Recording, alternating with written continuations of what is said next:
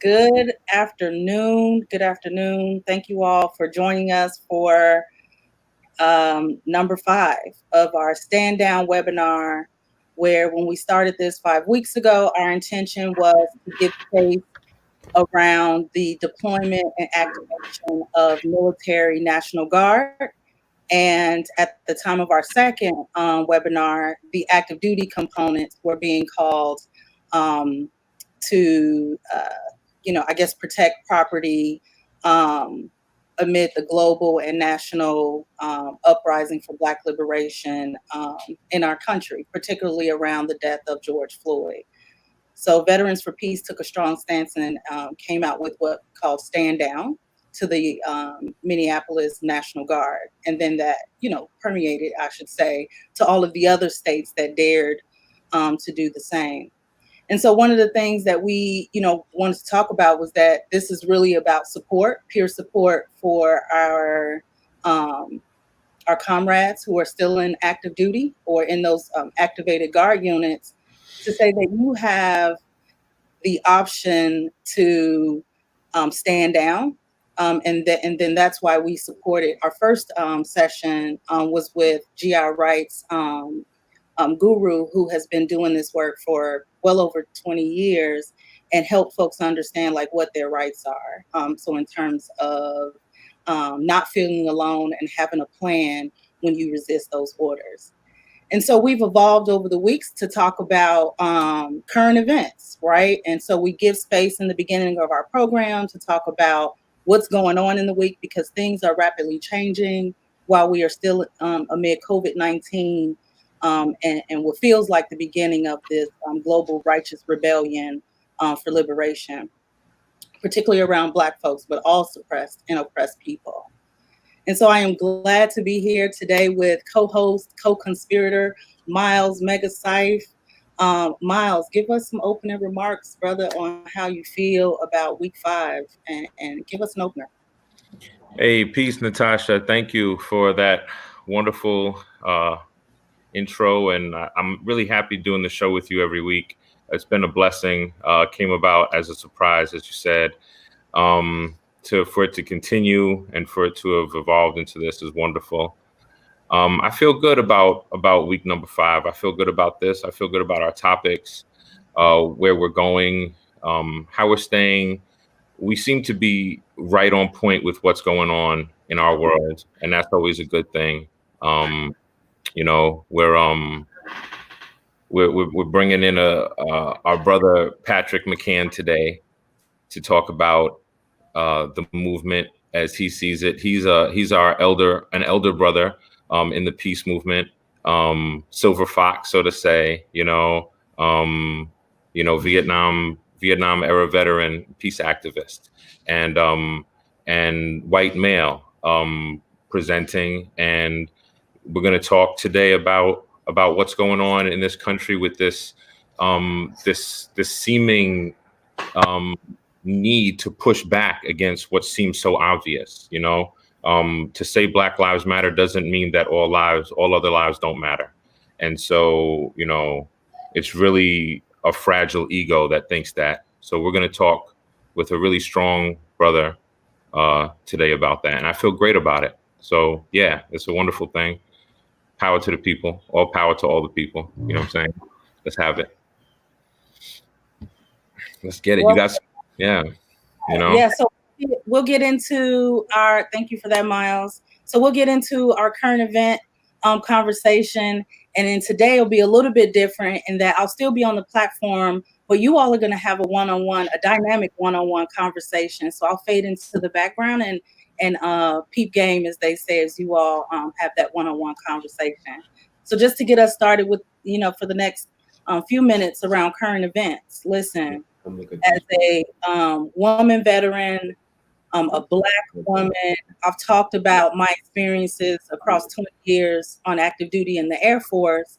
And so the main, point is, when I see the righteous response to the untimely death of Vanessa at Fort Hood in Texas, it calls on me to like really want to give space for, and just to say her name, but also to give space to the many women and men who suffer in silence, who, um, who have not reported, who are triggered by this conversation and the news media. And so while some of what we are discussing, in this moment, may be heavy, it is also because of the silence around the rape culture that that it was just her disappearance just fell on deaf ears for so long, and that's a culture that many of us know and have experienced in the military. And so, I really want to just say it goes because I want to do what we call in the organize, or I should say, as I've learned in the community organizing spaces, is how to do popular education, right? And so I want to like just take us back for one moment. I remember, and I talked about this a couple of weeks ago, there was a Private Johnson who was in the Army back in 2005 in Iraq who lost her life under suspicion, but her family was told that she had committed suicide, right? And that story would have would have would have been accepted had her parents not known her well. And so, against the military's suggestion that that the parents have a closed casket funeral, they opened the casket and saw what was evidence in complete contradiction to the Army's official response that this young private had committed suicide. And I apologize, her name was Sergeant Johnson. And so when you think about the culture of cover-up, how many people participated in that story and delivered it to a family in Missouri and expected them to keep it, and for over a decade, they still don't have a change or an acceptance of what happened to their daughter. She wasn't taken out by combat. She was taken out inside the wire by people who should have protected her. And it's that culture. And I tell you that I lost count, and I know it sounds cold when I say it, of the women in the military who have gone missing, who have been assaulted, harassed, and otherwise maybe have taken their lives on active duty. And for the men that I'm hearing more stories out of that have also suffered in great silence, because there's a culture of cover up, look the other way, and create an ulterior narrative that depends on who says it should be accepted. And a lot of times we see that it's folks from underprivileged or I would say, from working poor class families that have not been able to generate media momentum. And so I'm looking at this current case and I'm saying her case is a mirror, is a reflection of all of the ones before her. But again, it won't end with her if we don't address the military rape culture that includes cover up, looking the other way, and what has never really resulted in true reform in that space. So I say that's where I say that's like the popular education, to say like this has been happening and it's more than just the individual case, it's this culture. So Miles, I am, that's, what as I'm in, taking in the news and I'm listening to and I'm following the families and call for action here in Chicago. There was an action in her honor.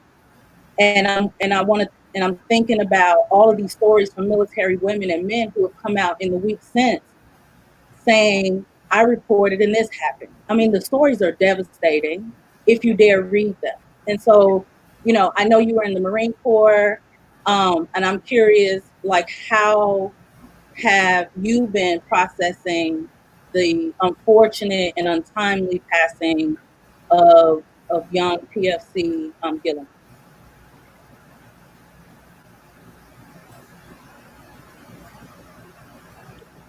I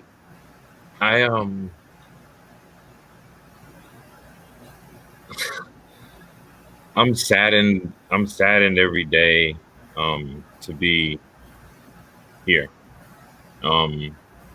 So I process it. I just try to live it. I try to live it, you know, put it forward in, I don't play, like, I don't play around when I say, I don't cater to that lifestyle. Like, I don't listen to that music, you know, around my kids. And it's always just about being on my P's and Q's, you know. I like to have fun, but it's a different type of fun than what's going on out here, you know.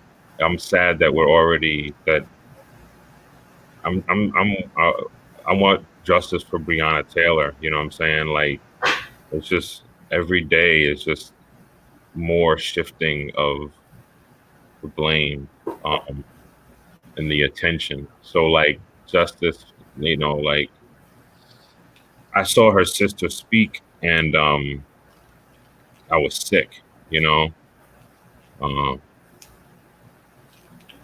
I don't know if I am processing it, honestly. Like, right now, when you ask me, that's when I had to deal with it. I try not to, like, it's too much. It's too much, right? It's overwhelming. So, like, this weekly talk for me is wonderful. You know, this is a chance to relate with y'all. These have been really tough months. We've all been stuck at home with our families. Haven't had the same level of community as we might normally have. So it's been tough dealing with it. Yeah, that's real. It is. And it's a conversation that I know you and I went back and forth, like, should we, because it's heavy. However, thank you. It's the correct pronunciation is Vanessa Guillen.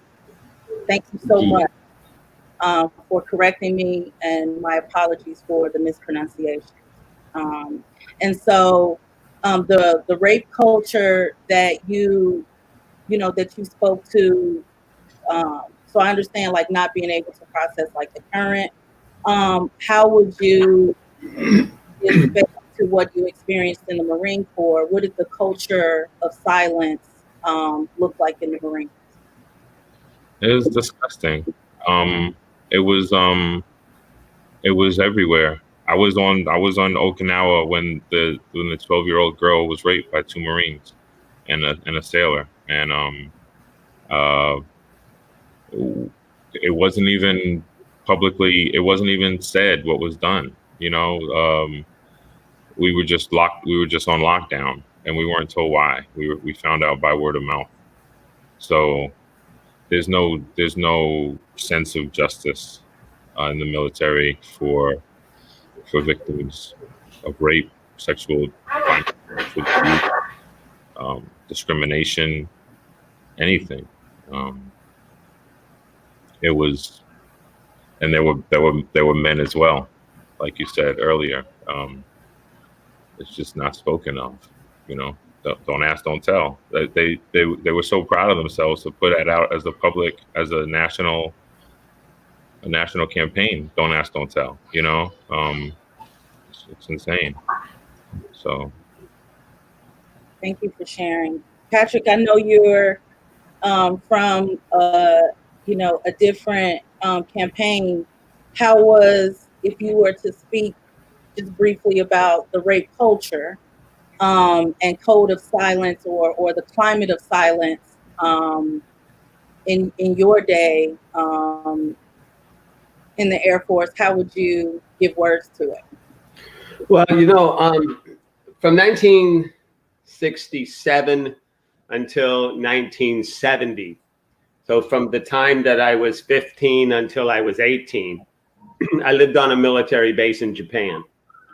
My father was in the CIA. It was our first trip outside of the DC suburbs. So I finished high school. I went to a military dependence high school. So we were on a housing annex, but 2 miles away was the main base. It was called Fuchu Air Station. And Fuchu Air Station, just like almost every freaking military base around the world, has an alley coming out of the front gate, and both sides of the street are filled with bars and prostitutes, right? So I mean, of course, I was a teenage boy, right? So it really wasn't, I wasn't feeling it, but I was seeing it. You know what I mean? Because we trying to get in those bars to drink some beer.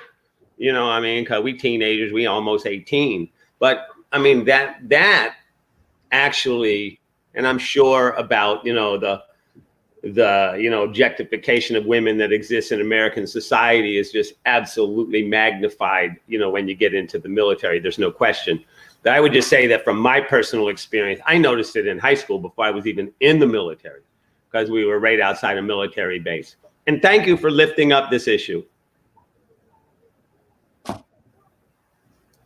appreciate it. And again, it's uncomfortable. It's one that it just brings back so many memories of the experiences. Like I mentioned this a couple of weeks ago, the Air Force and its response to the rape culture was to create victims advocates who were, you know, women and men who were trained. You know, we went through a slideshow presentation on how to support folks who may have been victims of assault and harassment so that they can go and report. You know, and there was a slew of appointments that they would have. So they would have essentially a buddy to accompany them. And then I also talked about why I ultimately had to stop that additional duty, because it was just too heavy. And so you hear these things and you take it in. And so her story has brought, you know, just a lot of that up, you know, and like Miles, you know, and I were talking about, it was such a heavy thing, but we thought that it was something that we had to give it space, because here's the deal. The family, there's a Texas senator who is pushing for a bill, along with the family attorney, is pushing for a bill in Vanessa's honor through Congress, which will give active duty military personnel the opportunity to file a, an unrestricted report to a third party, not their chain of command. And they're looking to present that, I believe, later in the month or early August. I believe I read July, the end of July. So, you know, I just want to say that, and say that folks that are listening, go and find a link. It's across social media. I believe that there are petitions that folks can sign, support. And believe it or not, the family is gaining wind because they're hearing the stories and realizing that this has gone on for far too long. So in whatever capacity you feel that you can help, either to write your congresspersons, to make sure that there's a hearing and show support for that, I think is really where we want to put you know, our stamp on that today. So if you all haven't already seen it, please go out and support those links, the petition and the bill, and join to say that this must end, because every person, particularly women, particularly Black women, particularly women of color, Latinx, poor, any marginalized persons, because when they report, it really goes ignored, and is not just valued the same way. So, yeah, go ahead, Miles. Natasha, thank you for that. Is that the hashtag that you said this must end? Is that the hashtag for the movement? Or is there does somebody know the hashtag in the chat? If someone knows if there's a hashtag, I want to say that I just saw the petition to galvanize support. I can't recall a hashtag, but if and when we find it, if it's not posted here from folks that are out there listening, we can do it as a follow-up to this, to our discussion. I think that's such a powerful use for social media, you know, to use it for communal good, to use it as a platform for communication of social benefits rather than social gossip, you know. Imagine the power of using the internet for all the good that it's you know what I'm saying? Flip the tables and take all the negativity that it's used for and make it for all the good. It would just be such an incredible place to live, you know, this planet. I would love that. That's too bad it's all about capitalism. That's my one wish. So is it? So you say it's all about capitalism. Does it have to be all about capitalism? No, I mean, there's a class struggle around technology. I mean, is it going to be used for their interests or is it going to be used for our interests? You know what I mean? Right. And you're calling for it to be used for our interests, but right now they got us outgunned in terms of having the capacity to use it for their interests. They is a powerful term. We start talking the ruling class, the capitalist class, the billionaires, the 1%. Not even 1%, the 1/10 of 1%. So Natasha, do you want to have? How do you feel? Do you feel like you've said peace? Yeah, this is important. I want to, again, I think it's important today because I know y'all have really deep conversation, and I'm excited to kind of take a step back and listen and take notes. I really want to say the things that are really important. And you mentioned justice for Breonna Taylor, full justice for George Floyd, full justice for Ahmaud Arbery, full justice for all of the lives senselessly taking. And because we started this, around, Vets for Black Lives, just to really say for all of the Veterans for Peace chapters that are out there standing in the streets, putting your bodies on the line, taking your flag out and being of service to your community in this moment, like, that's dope. Keep that up. I think that this movement really needs veterans to put themselves on the line as we call for justice for all of these people who have been marginalized in our community for far too long. So yes, justice. And I think that for all of the folks who are, interested in peer-to-peer support, that Veterans for Peace has an email where if you just want to talk to a veteran in confidence and ask about a plan or just need some type of support with someone that's not on base, you can email us at standdown@veteransforpeace.org, and someone will contact you completely off the record, completely confidential, because we know what it's like. We've been there with you and we've got your back. So gentlemen, this is a time where I'm going to fade back and let y'all, do it. And then I'll come in and then we'll wrap up just before the hour. Cool. You got to watch the time. I think we're going to lose track of time with me and Patrick. No, it's right in front of me, right here. I see it. Okay. Thank you, Natasha. Patrick, you say capitalism, right? Capitalism is what? What is capitalism? What's the root of capitalism? What's the, that's why we're here, right? Is that why? I feel like that's why we're having this conversation today. Well, I mean, maybe back in the 1600s, capitalism was a progressive thing, right? But right now it is just, especially in its stage of imperialism, Fidel used to say socialism or death. And I think, and I don't think that means he says, we got to have socialism or we die. He's just saying capitalism is killing us.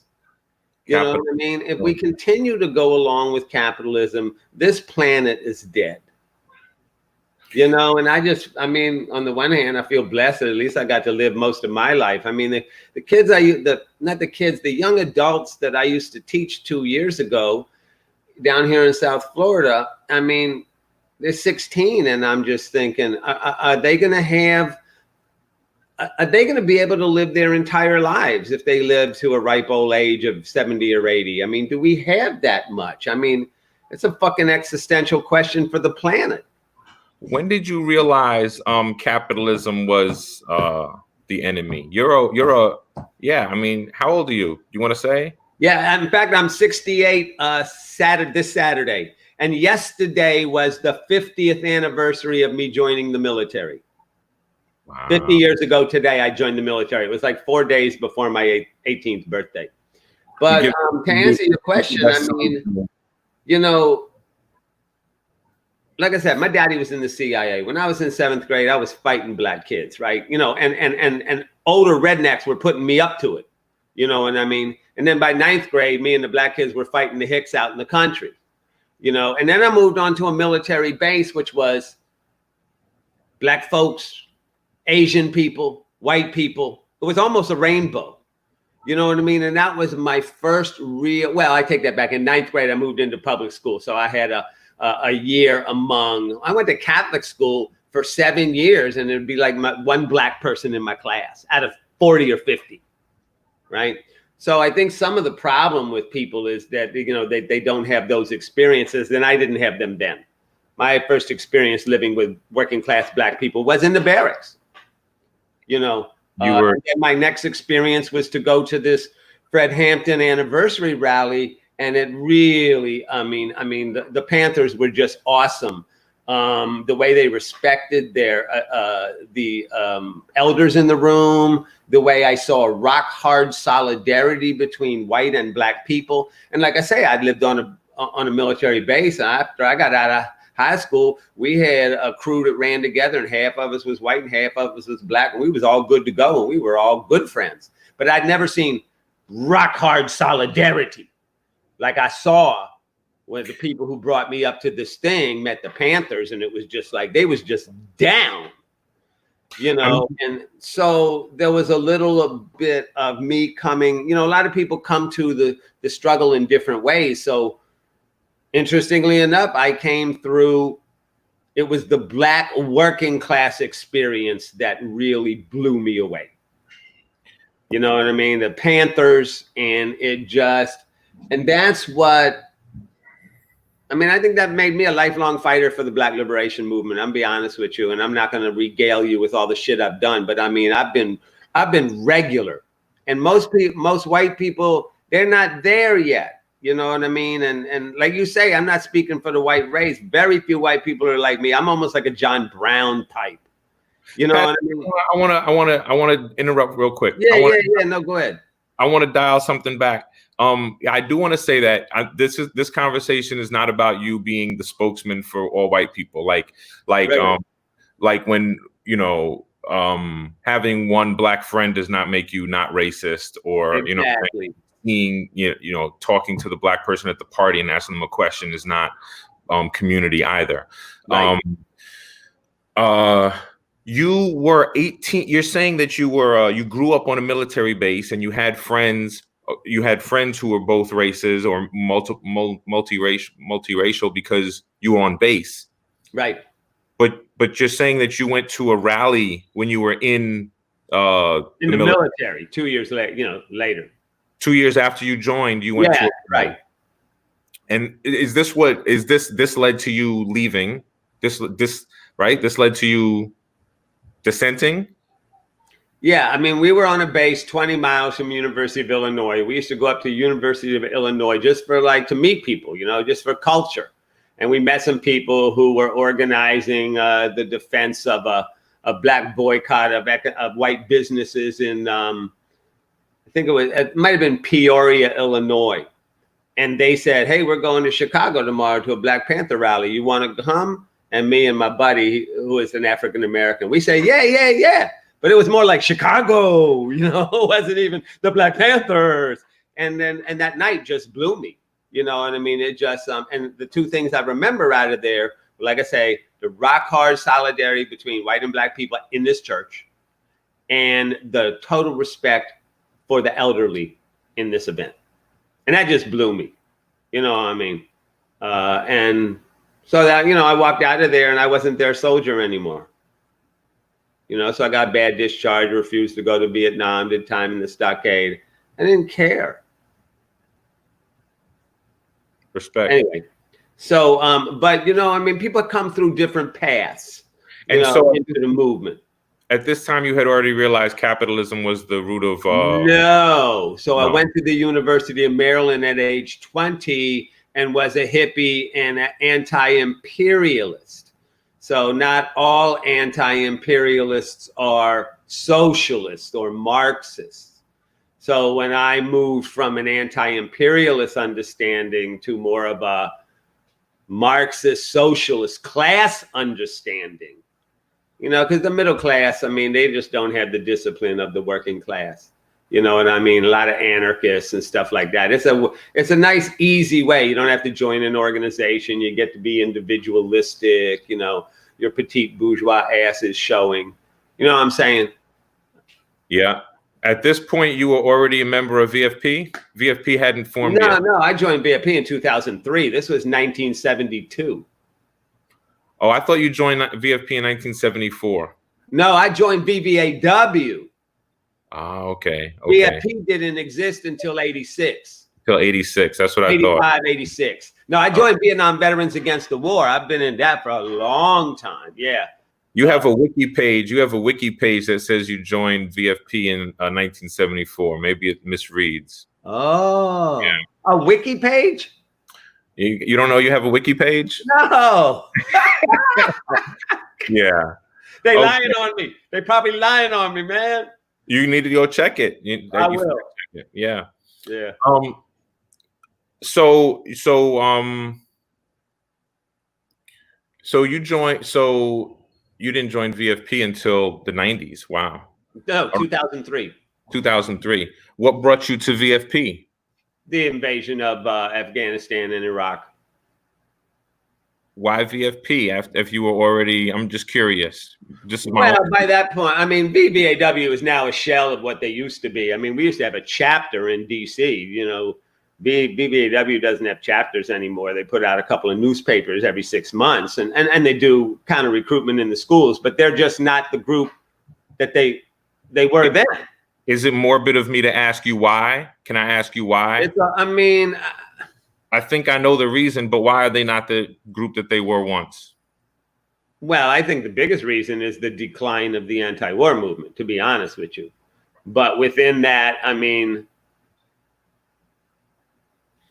yeah, I don't know if I could get into some arcane details of communist groups trying to dominate organizations. So no. And there was some of that shit. Yeah. No. Do you think that that peace movements die over time because interest dies, or do you think that the people who started the movement die off and haven't passed the torch?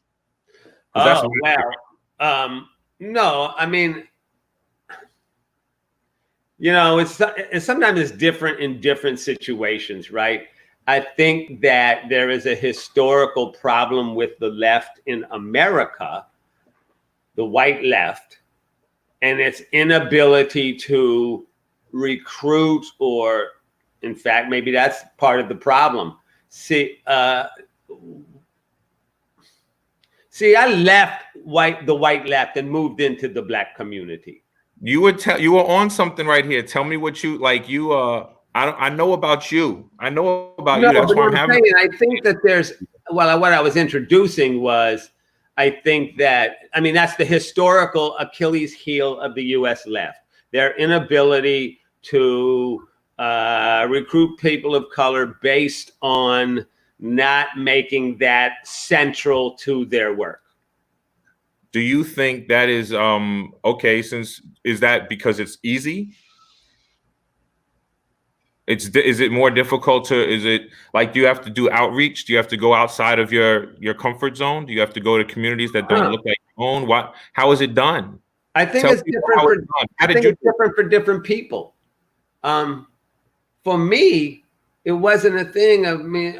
I loved being around black people. I love it today. So I'm in my comfort zone when I'm with black folks. You know what I'm saying? I'll go into a club and it takes me 3 hours to realize I'm the only white boy in the club. You know, so, I mean, like I say, people are different, right? But I was just, I mean, I was so motivated by the incredible power of the Black liberation movement in the 60s and the 70s. I mean, that's when I was 19 and 20, you know what I mean? And it blew me. It just really attracted me. It was so strong. You have a white mother and white father presenting? Yep. My daddy was, his father was the OBGYN of Brockton, Massachusetts. The pediatric wing of Brockton University is named after him. So daddy was a Richie Rich kid. My mother's father was the town drunk, and she grew up with immigrant Portuguese working class family. And she was cool. He was a little rich kid.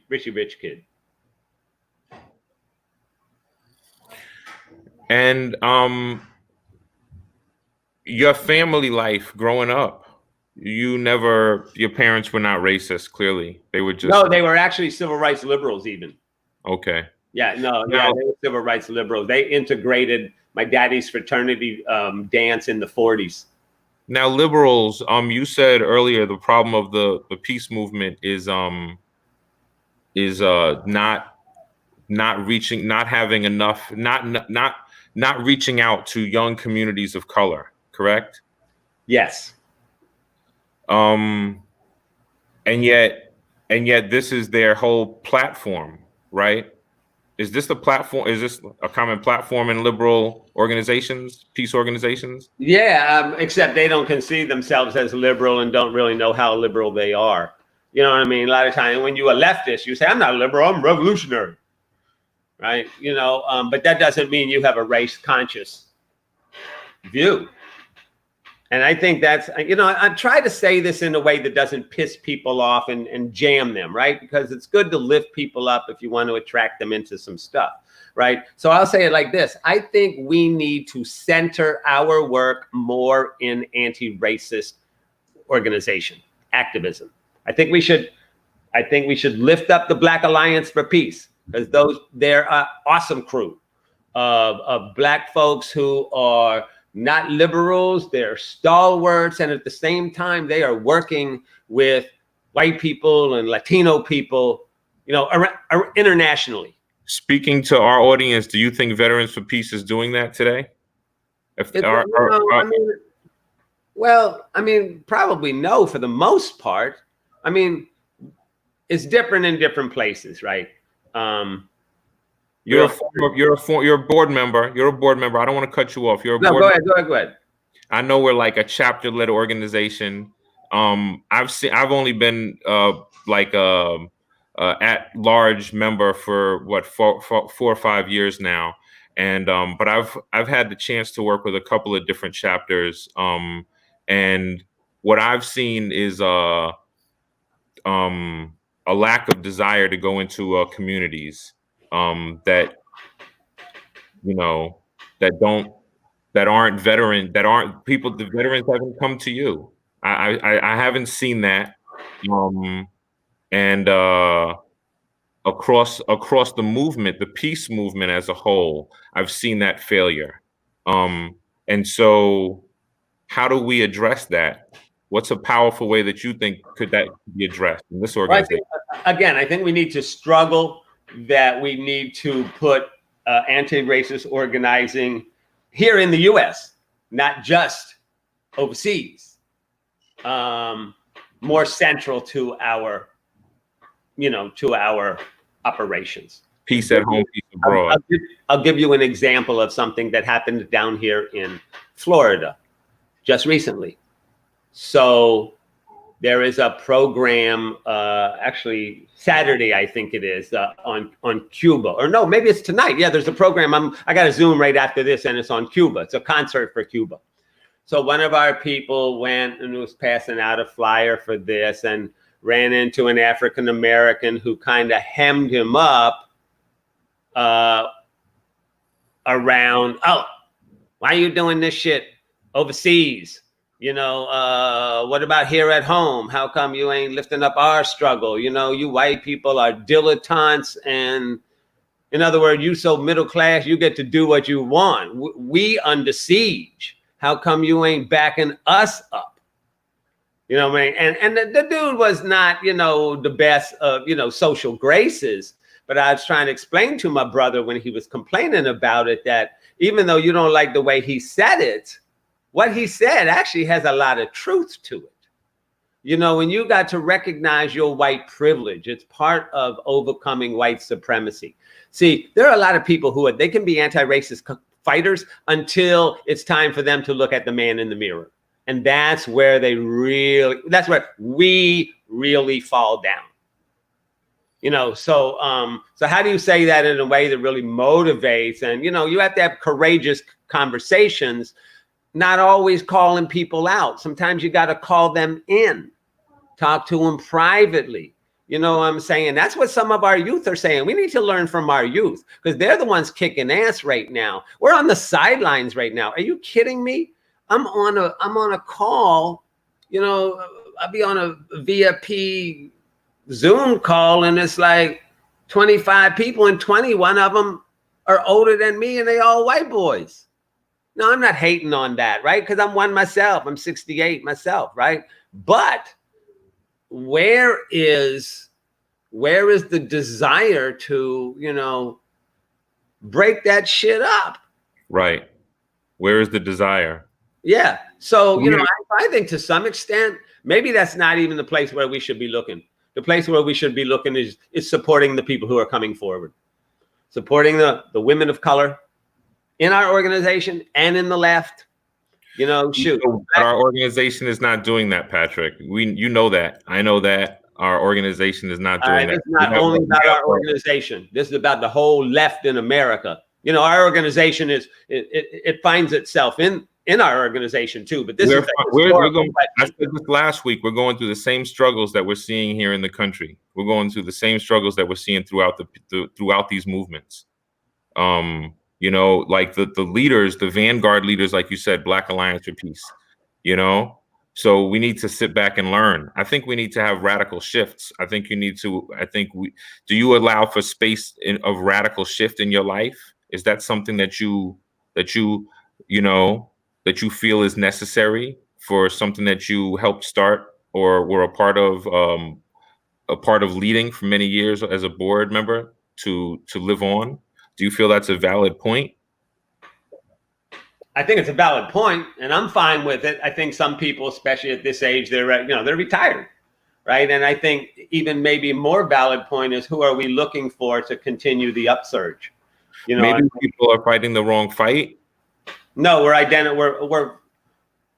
we want to organize our own Vietnam era white male organization on the side of justice and peace. We definitely want to do that. You want to build the united front. You need everybody you can get. At the same time, we have to lift up what is coming forward, what is newly arising. I mean, the kids that I taught 2 years ago in high school are so much more advanced than I was in high school. Are you kidding me? What I'm asking you, Patrick, I'm asking you, how do we do that if our internal organization is having a rift supporting people who won't allow that fight to happen? I think it's almost like sometimes watching the electoral politics. Don't let that dominate your life.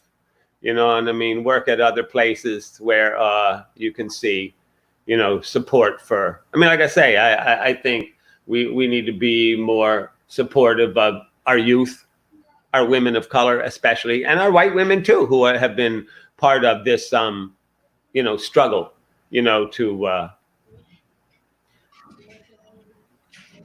transform VIP. I mean, I think it's time for those of us who are in our 70s and in our 80s to accept that a new generation of leadership is prepared to take over. I think that's what people need to accept. And we need to find ways to support them. Because I want to be known as somebody that y'all stood on the shoulders of. Not somebody who blocked your fucking progress. You know what I'm saying? Because, and that's what I was talking about the Panthers, when they gave credit to their ancestors. You know what I mean? I want to be one of those ancestors that gets credit and that people truly appreciate my contribution. I don't want to. I would be.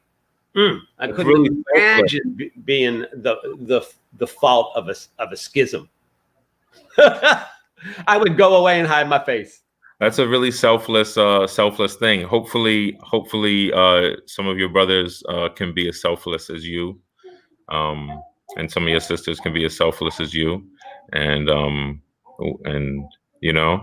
I think once again, it's not about me, And I mean, you bring it out of your own experience, but it's not about me. It's about what B.B. King says. I want to know, what are we going to do about it? And that's what I think you were raising. That's definitely what I'm raising. That's definitely what I'm raising. But on a personal note, that was a personal thing I was asking you about. That's a very, I don't want to bring light to any one individual. We don't need no hero. We just need to know the way home. We don't need a villain either. We don't need a villain. That's true. That's true. Yeah. So, I mean, I think there's a lot of things that we need to do. I think we need to do some education around Black history. Just yesterday, or was it this morning? I'm sorry. I just read a letter from a Birmingham jail, and I taught that 2 years ago to 150 kids, and it's awesome. Much better than I Have a Dream. You know what I mean? I mean, anyway. I think people need to do that. They need to they have to find some way to recognize the experiences of the dispossessed, whether those are indigenous, Native Americans, Palestinians, African Americans, Chicanos, who also had land stolen from them, indigenous people, Native Americans. Yes. As leaders, correct? I mean, See, that's where a lot of white boys have a problem. If they don't get to lead, they don't want to do shit. So, like me, I present as mixed race, mid 40s, and people like me are few and far between in the peace movement in the places I've seen. In the veterans movement, in the veterans organizations, and in environmentalist organizations, which I tend to, gravitate towards. So that's where I'm going with this whole idea of liberals having a problem reaching out to communities that don't look like them. And I see how Veterans for Peace is really powerfully pivoted in the peace movement, because as veterans, talking about war gives us, we have validity talking about war. So that's why I gravitate towards that. And talking about war gets you can talk about capitalism, And so this problem of capitalism is a problem of globalized, racial subjugation. You know what I'm saying? Right.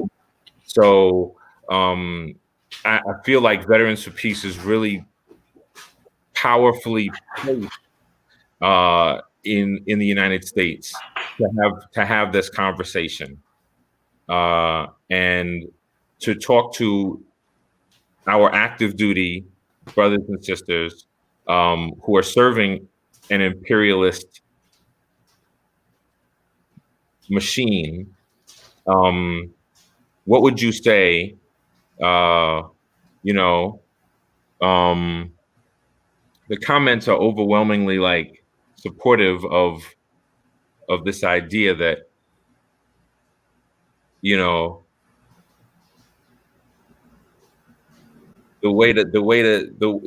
there's already people working in the community that we claim we don't know how to get to, so we just need to do the outreach, and rather than allowing this to fall apart with some really young, powerful leaders who have left in the past few years because of white male patriarchy within this organization, talking about the peace movement. You know what I'm saying? What do we do? What do you do? What do you say to young people right now to make them want to come mess with us? You know what I'm saying? And let this be something that's viable. What do we do? What do we do, Patrick? What do we do, big bro? Well, I think two things. One is we have to create a culture, a different culture in Veterans for Peace. That's one. I've seen recurring cycles from back when I was president 7 or 8 years ago of nominating a young Black woman who was awesome, and she didn't stay. And somebody asked me to talk her into staying, and I said, look, why don't you join a Black sorority and be the only white boy in it and see how you fit? Right. So So we're seeing that phenomena. It's a reoccurring phenomena, right? So that's why I wouldn't put. I mean, I've been involved in VFP for 17 years, and I'm supportive of VFP, but I'm not. I didn't pledge to be a lifelong VFP activist. I pledged to be a lifelong freedom fighter. There's many different places where people can make a contribution. I taught high school for 24 years in a working class Black neighborhood, predominant in dropout prevention programs, mostly with working class boys. Patrick, I don't want to we're here right now. We got a really powerful platform, Patrick. Don't tell me to go someplace else. I'm here with you asking you. You know what I'm saying? Like, I can go someplace else, but this is a poureful platform. Well, there's a question of do we want to do a anti-racist work, and there's a question of do we want to push forward VFP. They're connected, but they're also separate. Isn't anti-racist work the work peace work? Isn't that the peace work? Yeah, but I think that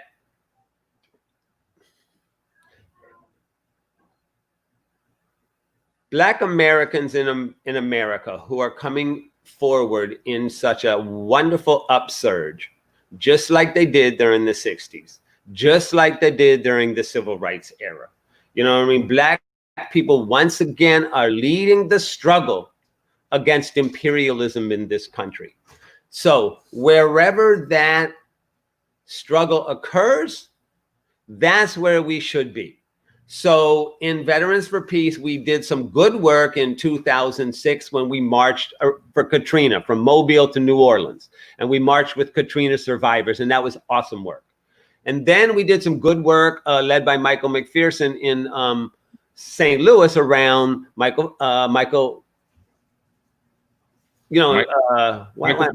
Brown. Right. And then right after that, we started we went out to do work with the water protectors. See, that's the kind of stuff we need to do. That's the kind of stuff we need to do. Build projects that reach out consciously to people of color and to support their struggles. So Michael McPherson has a great comment that he's highlighted that I want to highlight.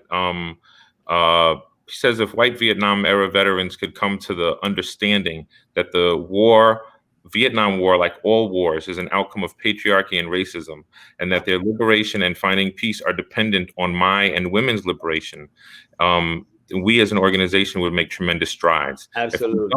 VFP will continue to tread water and be sidelined by more dynamic and diverse organizations and movements.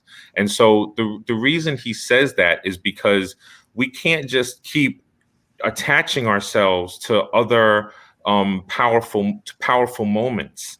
We Veterans for Peace is, like I said, positioned. We have the platform to confront head on the imperial machine of the imperial war machine, which confronts head on capitalism. So the most powerful way to do that right now with this movement, global movement for Black lives, is to have a power shift. Is to have a power shift in the organization, and that's something that I've heard spoken of, in the 60s when organizations shifted their boards. I've heard of it, and so it's something that I it seems to me like organizations should be reaching out right now for new leadership. And that right there is a really powerful way to really support the movement.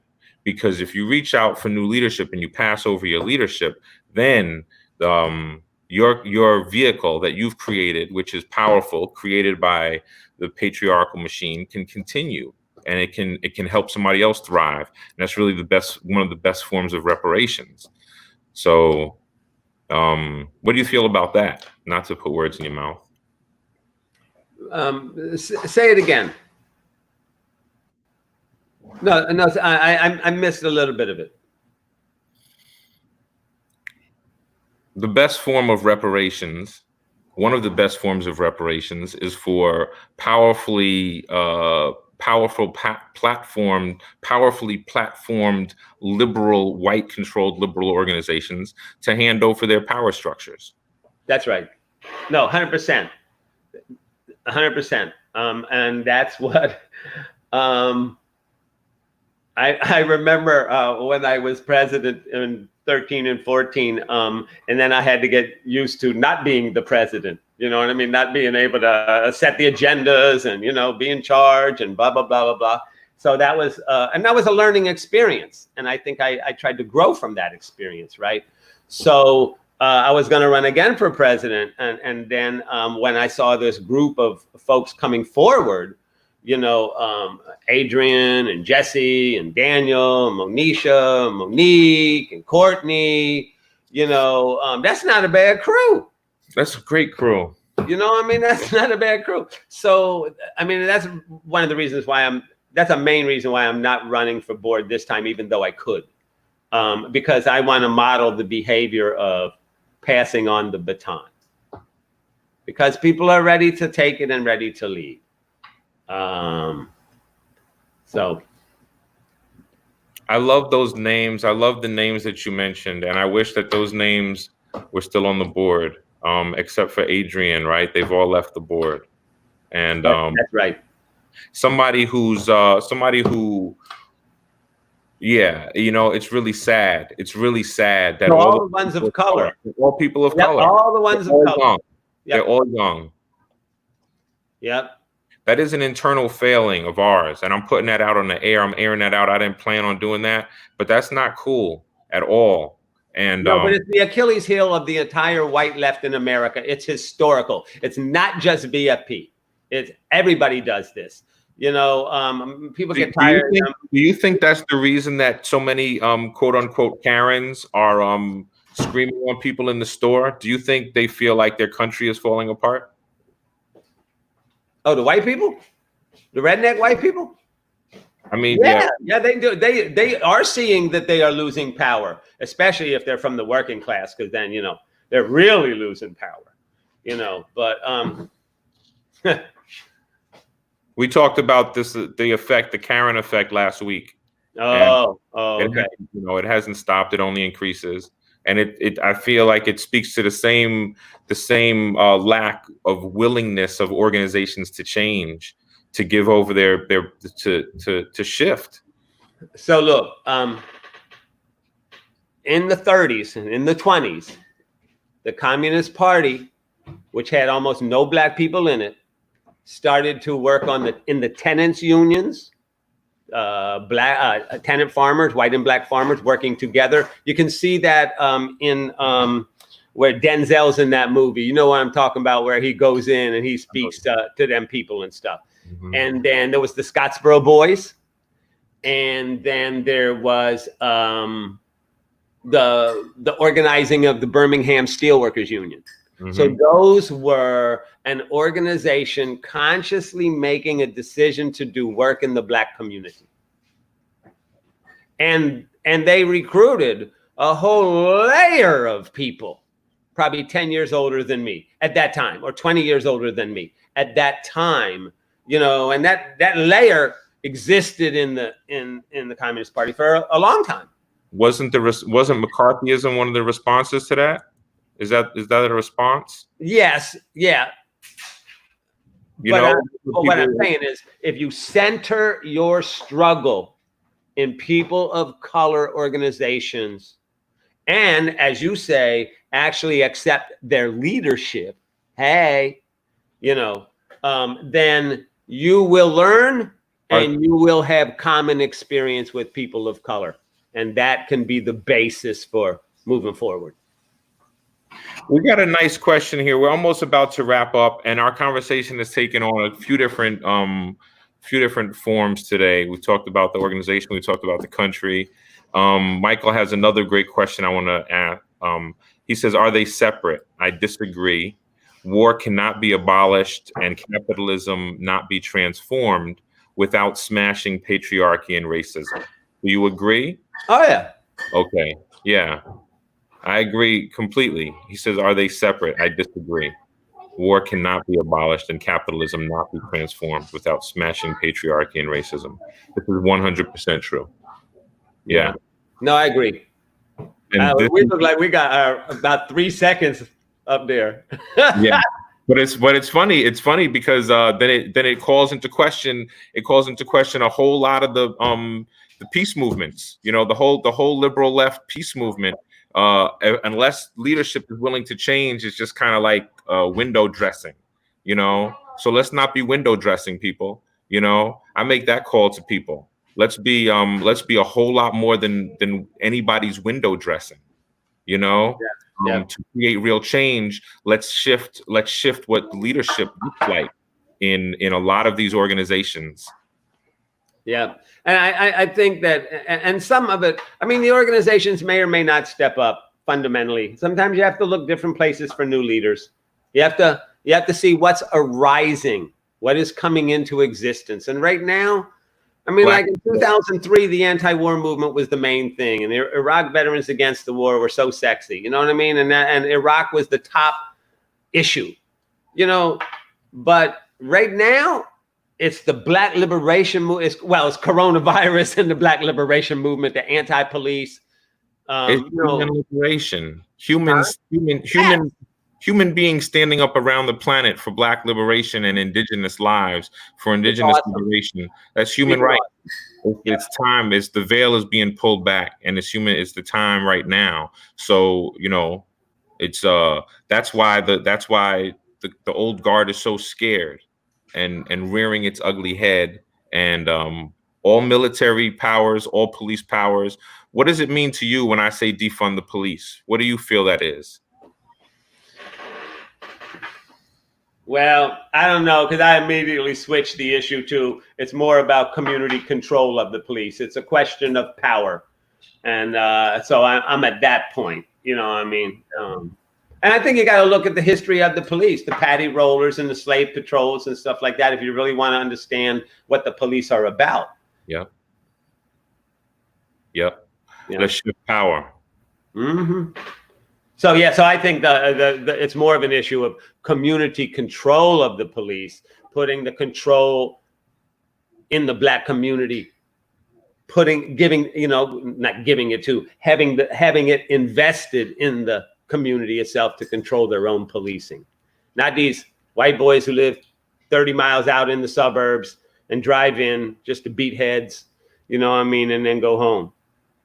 You know what I mean? Don't live there. It's an occupying power. Don't live in those neighborhoods. You know, don't police them. If you don't live in them, don't police them. Yes. Yep. Thank you, Patrick. I really appreciate your time today. Thank you for having a convo with me. And I feel honored to have been invited. It'd be nice maybe to talk again and get more upfront, more radical, perhaps. Yeah, buddy. Okay. All right. Later. Thank you so much. Bye, Tasha. Hang out with us. I think Tasha might want to say bye-bye. I think our time is up. I wasn't. I was going to just stay in the back and let you all take us out. That was moving, and we will continue this conversation. Thank you so much, Patrick. My pleasure. Today. Miles, you usually have a closing, like a dope, you know, we'll miss out on music today, but you usually have a artistic way of closing us out. What do you have for us today, brother?